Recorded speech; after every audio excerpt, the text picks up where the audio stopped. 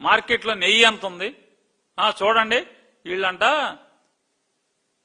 300 రూపాయలకి కేజీ కొంటున్నారంట, ఇది కల్తీ కాదా అని మాట్లాడారు.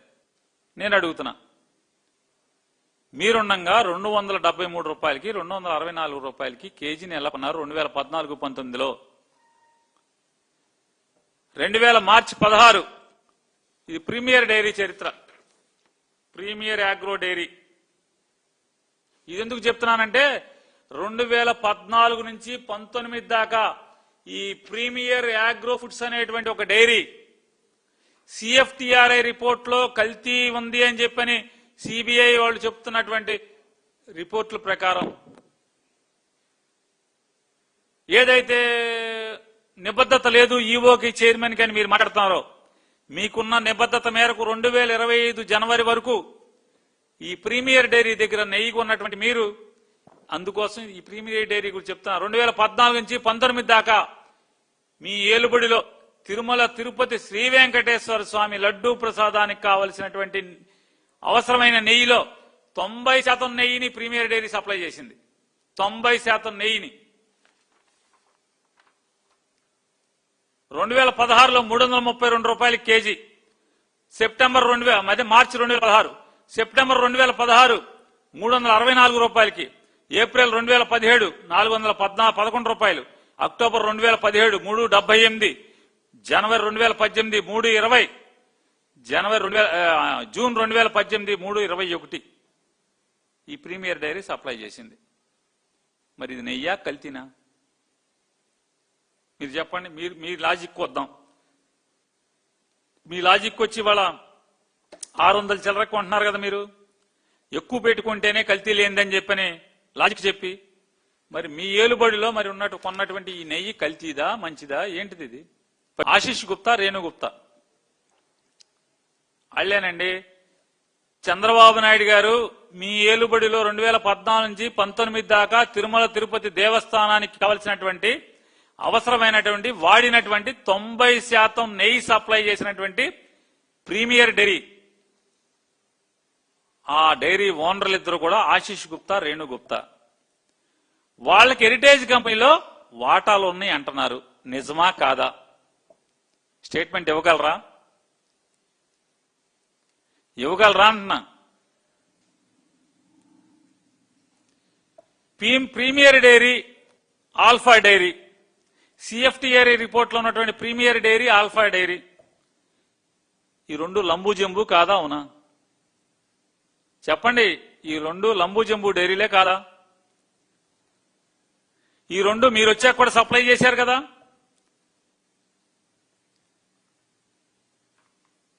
మరి హెరిటేజ్ లో షేర్లు ఉన్నాయంటున్నారు, ఉన్నాయా లేవా?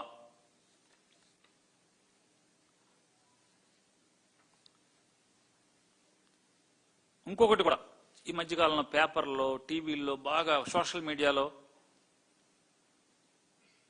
ప్రచారం చేశారు. హెరిటేజ్ గెలిచింది, హెరిటేజ్ గెలిచింది, హెరిటేజ్ గురించి ఎవడన్నా మాట్లాడితే బొక్కలు వేసేస్తారు, జైల్లో వేసేస్తారు అని మాట్లాడారు. ఢిల్లీ నుంచి ఆర్డర్ వచ్చేసింది కోర్టు అని. అదే ఢిల్లీ కోర్టులో మీ హెరిటేజ్ కంపెనీ ఏమని ఫైల్ చేసింది? అయ్యా, వైసీపీ దుర్మార్గులు, అంటే పేరు వైసీపీ దుర్మార్గులు అనలా, మమ్మల్ని వ్యతిరేకించే వాళ్ళు మా రాజకీయ శత్రువులు, మా కంపెనీని నాశనం చేయడానికి, మమ్మల్ని ఏమీ చేయలేక రాయలసీమలో తోటలు నరికినట్టుగా, మనుషుల్ని నరకకుండా తోటలను నరికినట్టుగా, నన్నేమీ చేయలేక మా హెరిటేజ్ కంపెనీని పతనం చేయడం కోసం భోలేబాబాకి మాకు సంబంధాలు ఉన్నాయని అని అలర చేస్తున్నారు. ఒక 80-90 యూట్యూబ్లు, ఒక 200-300 ఫేస్బుక్లు, లేకపోతే ఇట్లాంటి అన్ని ఖాతాలన్నీ కూడా పెట్టి వీళ్ళందరూ మమ్మల్ని అలర చేస్తున్నారు, వీళ్ళు నోరు మూయించండి, ఇవన్నీ కూడా కడిగేయండి, బాత్రూములు కడిగే యాసిడ్ పెట్టి కడిగినట్టుగా కడిగేసేయండి మొత్తం అంతా అని చెప్పని కోర్టుకు వేశారు ఢిల్లీలో. దాంట్లో ఏమనేశారు? భోలేబాబా ఆర్గానిక్ ఉత్తరాఖండ్ లో ఉన్న దానికి సిబిఐ ఛార్జ్ షీట్ లో ఉన్నటువంటి భోలేబాబా ఆర్గానిక్ మాకు సంబంధాలు లేవు, మా కంపెనీకి సంబంధాలు ఉన్నది Bholebaba milk and foods, Bholebaba Rajasthan, సిట్లో ఉన్నటువంటి బోలేబాబా ఉత్తరాఖండ్ లో బోలేబాబా. మాకు సంబంధం లేదు. మాకు సంబంధం ఉంది ఢిల్లీ బోలేబాబాతో సంబంధం ఉంది, రాజస్థాన్ లో బోలేబాబాతో సంబంధం ఉంది తప్పితే ఉత్తరాఖండ్ లో బోలేబాబాతో మాకేం సంబంధం లేదు. కాబట్టి ఇవన్నీ కూడా యాసిడ్లు కడిగే, బాత్రూమ్లు కడిగే యాసిడ్ పెట్టి మొత్తం యూట్యూబ్ని, ఇన్స్టాగ్రామ్ని, ఫేస్బుక్ని కడిగేమని చెప్పి మీరు కోర్టులో వేశారు. ఏదైతే ఆగ్రాలో ఉత్తర భారతదేశంలో 2026 కదండి, 2026 జనవరి 15వ తారీఖున ఇన్కమ్ ట్యాక్స్ రైడ్లు చేస్తే దౌజీ డైరీ అని చెప్పని దాంట్లో ఇంకోటి గమనించాలి, ఆ టైమ్స్ ఆఫ్ ఇండియా కానీ మిగతా పేపర్లన్నింటిలో కూడా ఏమని రాస్తున్నారు, ఇన్కమ్ ట్యాక్స్ వాళ్ళు ఏమని చెప్తున్నారు అంటున్నారు, ఈ అక్రమ లావాదేవీలు ఈ తప్పుడు కంపెనీలే కాకుండా వీళ్ళు కల్తీ నెయ్యికి పెట్టింది పేరు అని చెప్పని వాళ్ళు రాశారు స్టేట్మెంట్ లో అని చెప్తున్నారు. మరి దౌజీ డైరీ ఏంటిది? 2014 నుంచి 19 దాకా తిరుమల తిరుపతి స్వామివారికి మీ ఏలుబడిలో నెయ్యి సప్లై చేసింది కదా, మరి కల్తీదా పవిత్రమైందా? గోవింద్ మిల్క్ ఆ ఓనర్లకు కూడా హెరిటేజ్ షేర్లు ఉన్నాయంటున్నారు. ఉన్నాయా లేవా చెప్పే ధైర్యం ఉందా? 2000 ఈ గోవింద్ మిల్క్ ఎవడు? ఉంటే ఏంటి లేకపోతే ఏంటంటే 2015లో తిరుమల తిరుపతి దేవస్థానానికి నెయ్యి సప్లై చేసినటువంటి ఈ గోవింద్ మిల్క్ వాళ్ళకి హెరిటేజ్ లో షేర్లు ఉన్నమాట వాస్తవమా అవాస్తవమా చెప్పగలరా అని అడుగుతున్నాను.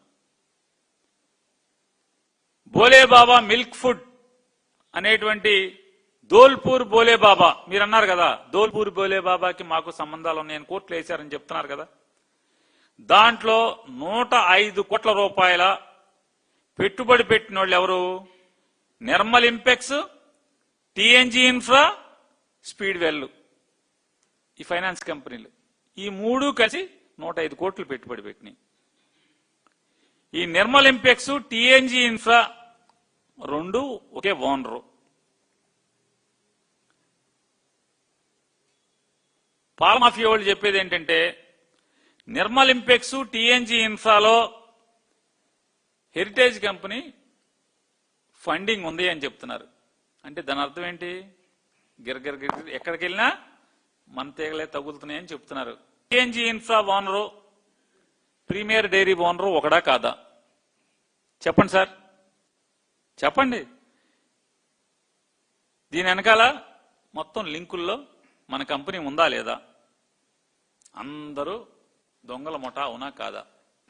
పరిగెత్తుకుని వచ్చినటువంటి మీ సలహాదారుడు కుటుంబరావు గారి గుర్తుంటది, మీ గుర్తున్నా గుర్తుండకపోయినా గుర్తే కదా. ఏం సార్, హెరిటేజ్ కంపెనీలో మీకు వాటా లేదు, హెరిటేజ్ కంపెనీలో మీకు డైరెక్టర్ కాదు, హెరిటేజ్ కంపెనీలో మీరు పెట్టుబడిదారుడో కాదో మాకు తెలియదు, కానీ హెరిటేజ్ కంపెనీ గురించి తెలుగుదేశం పార్టీ ఆఫీసులోకి వచ్చి ఈ రాష్ట్ర ముఖ్యమంత్రికి ప్రభుత్వం జీతం తీసుకున్నటువంటి ఒక అడ్వైజర్ వచ్చి హెరిటేజ్ కంపెనీ గురించి క్లారిటీ ఇస్తాడు, క్లారిఫికేషన్ ఇస్తాడు, వివరణ ఇస్తాడు. ఈ షుబీ డైరీ ఏదైతే నందకిషోర్ అట్టలు, షుబీ డైరీ కార్వీతో కలిసి ఫ్రాడ్ చేశారని చెప్పని సెబీ ఏదైతే స్టాక్ ఎక్స్చేంజ్ సంబంధించినటువంటి సెబీ అనేది సంస్థ కేసు కట్టి బొక్కలో తోసిందా తోయలేదా ఇందులో వాళ్ళని? కార్వి అంటే ఎవరు?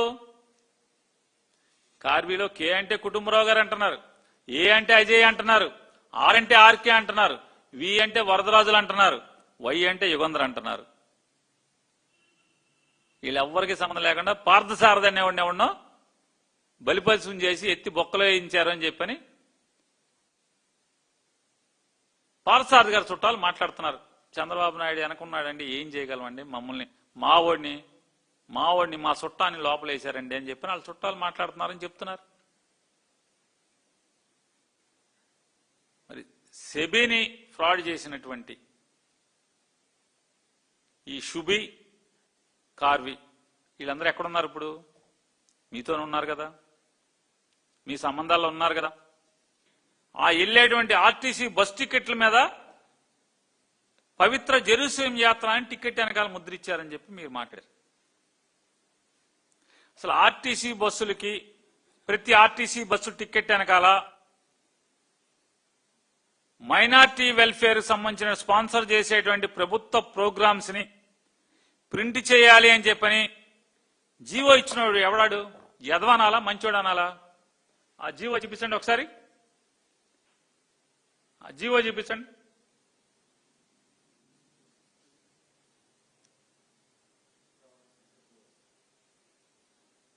రమణ సంస్థ ఏంటండి? మైనార్టీ వెల్ఫేర్ ఒకటిదండి, మైనార్టీ వెల్ఫేర్ జీవో.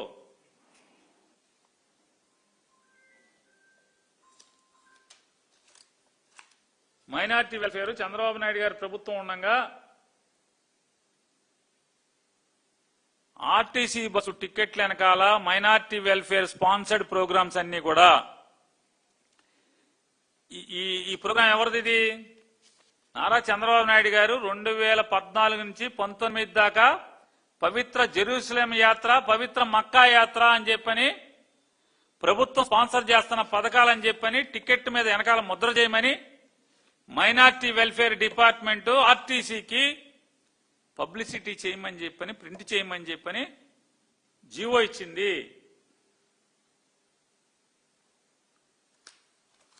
జీవో లేదా మీ దగ్గర? ఉంది కదా.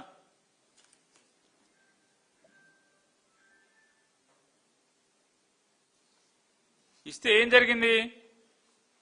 ఆర్టీసీలో టికెట్లు ప్రింట్ అయిపోయి తిరుమల తిరుపతి కానీ ఏ రీజియన్కి వస్తాయి? నెల్లూరు రీజియన్కి వస్తాయి. నెల్లూరులో నారా చంద్రబాబు నాయుడు గారు సంవత్సరాలు సరిపడా టికెట్లు ముద్రించేశాడు, ఆర్టీసీ టికెట్లు. జగన్ గారు 2019లో వచ్చాడు. చంద్రబాబు నాయుడు గారు 2019 వరకు ఆ టికెట్లు ముద్రించావు కదా. జగన్ గారికి ఏమైనా సంబంధమా? ఆ బస్సు టికెట్లు ఇచ్చారు, అవి తిరుపతి వెళ్లే బస్సులో వెళ్ళి టికెట్లు కొట్టారంట. మరి ఈ పాపం ఏమడిది? అప్పుడు దాకా జగన్ వచ్చాక పట్టుకుంటున్నావు కానీ జగన్ వచ్చే వరకు కూడా, జగన్మోహన్ రెడ్డి గారు ముఖ్యమంత్రి అయ్యే వరకు కూడా, నారా చంద్రబాబు నాయుడు ముఖ్యమంత్రిగా ఉండగా తిరుమల తిరుపతికి వెళ్లేటువంటి ప్రతి కొండ మీదకి వెళ్లే ప్రతి బస్సులో టికెట్టు ఈ జెరూసలేం పవిత్ర యాత్ర, మక్కా పవిత్ర యాత్ర పబ్లిసిటీ చేస్తా టికెట్ వెనకాల ముద్రించి ఇచ్చారు కదా.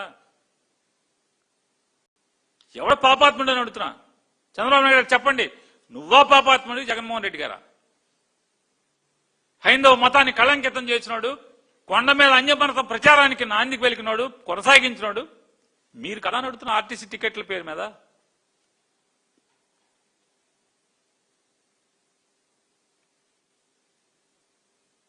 అప్పటి రాజశేఖర రెడ్డి గారు వచ్చే వరకు 7 కొండలుగా ఉన్నటువంటి 7 కొండల్ని 7 కొండలు ఎందుకు 2 కొండలు చాలని ఇచ్చినటువంటి జీవో బయట పెట్టండి. ఒక రికార్డ్ రాజశేఖర రెడ్డి గారి సంతకంతో ఉన్నటువంటి ఒక ఫైల్ బయట పెట్టండి.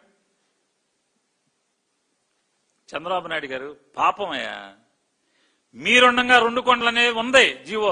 బ్రిటిష్ వాళ్ళు ఇచ్చిన కాడి నుంచి మళ్ళీ రాజశేఖర రెడ్డి గారు మార్చే వరకు తిరుమల తిరుపతి దేవస్థానం పరిధి 27.4 కిలోమీటర్లే. రాజశేఖర రెడ్డి గారు వచ్చి 7 కొండల పరిధిని 350 చదరపు కిలోమీటర్లు చేశాడు. ఇవాళ కూడా మాట్లాడతావు. ఇది భక్త్యా? ఇది హిందూ మతమా?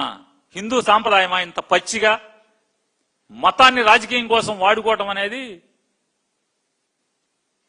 ఇది మన హైందవ ధర్మమా? సిగ్గనిపించట్లేదా సార్ చంద్రబాబు నాయుడు గారు మీకు?